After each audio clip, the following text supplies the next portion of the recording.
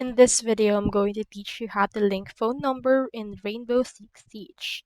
So you can connect your phone number by connecting it into the Ubisoft account wherein your Rainbow Six Siege is bind. So through that, you can associate a phone number for this that allows you to log in into your account using your phone for two-step verification.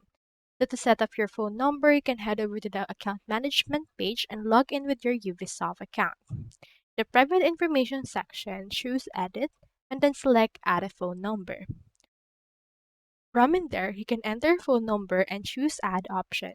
A security code will be sent to the phone number that you have entered. This is what we call one-time PIN or OTP.